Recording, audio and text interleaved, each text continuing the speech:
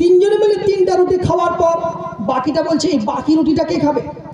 মুসলমান তখন বুদ্ধি খাটিয়ে বলছে, আচ্ছা সবাই ঘুমিয়ে যায়, যার স্বপ্ন সবচেয়ে বেশি আশ্চর্যজনক হবে ওই বাকি রুটিটা খাবে।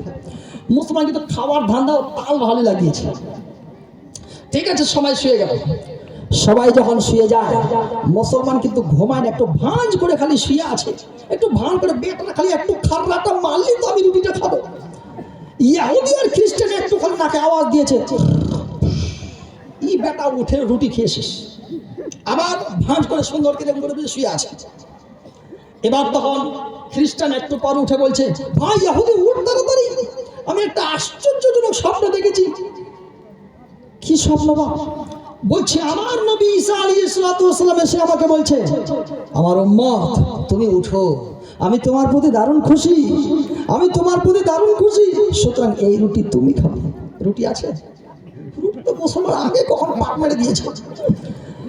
কিছুক্ষণ পর ইহুদি উঠছে, ইহুদি উঠে বলছে, আরে আমি একটা আশ্চর্যজনক স্বপ্ন দেখেছি, আমার নবী হযরতে মূসা আলাইহিস সালাম আমাকে সপ্তম আসমানে নিয়ে গেল, আর সপ্তম আসমানে নিয়ে যাওয়ার পরে বলছে, উম্মত আমি তোমার প্রতি দারুণ খুশি, সুতরাং রুটি তুমি খাবে। মুসলমান তো হলে সব কিছু শুনছে শুয়ে শুয়ে, বেটা রুটি তো রুটি তো সব আমার পেটে, কি ভাবছে সেগুলো।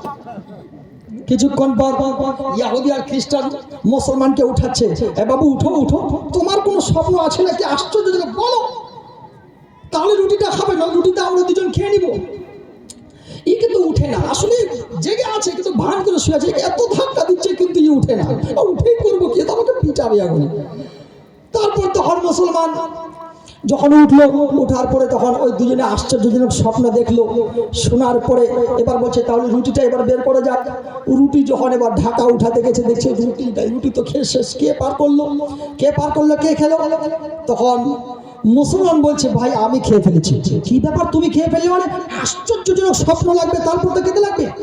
তখন বলছে আসলে আমি খেয়ে ফেলেছি এই জন্যে, তোমরা যখন দুজনে মিলে ঘুমিয়ে গেলে না, আমরা যখন 3জনে মিলে ঘুমিয়ে গেলাম, তখন আমার সঙ্গে বড় একটা মুগুর নিয়ে, বড় একটা মোটা মুগুর নিয়ে একজন ফেরেশতা আসলো। আসার পরে মুগুরটা আমার ধরে আছে আমার মাথার উপরে, আর বলছে বেটা মুসলমান তাড়াতাড়ি উঠে রুটিটা খা, নাহলে কিন্তু তোর মাথায় এমন করে একটা বাড়ে বাড়ে এখনই মাথা ফাটিয়ে শেষ করবে। এই ভয়ে তখন আমি রুটিটা খেয়ে ফেলেছি।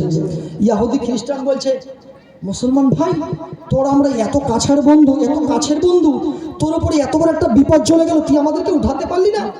তখন মুসলমান বলছে, কি করে উঠাবো, তুমি তোমার নবী ঈসা আলাইহিস সালাম তোমাকে নিয়ে 3য় আসমানে, আর ওই মূসা আলাইহিস সালাম এসে ইহুদি ভাইকে নিয়ে সপ্তম আসমানে চলে গেছে, আমি উঠাবো কি করে? সুতরাং মুসলমান খাওয়ার ধান্দাতে কিন্তু ভালোই জানে, যেখানে খাওয়া পাবো সেখানে বুদ্ধিটাও ভালোই লাগাতে জানে, তাই তো? সুতরাং না বাপ, এই খাওয়ার ধান্দায় থাকলে হবে না, ইমানটা তাজা করতে হবে, ইমান ফ্রেশ করতে হবে।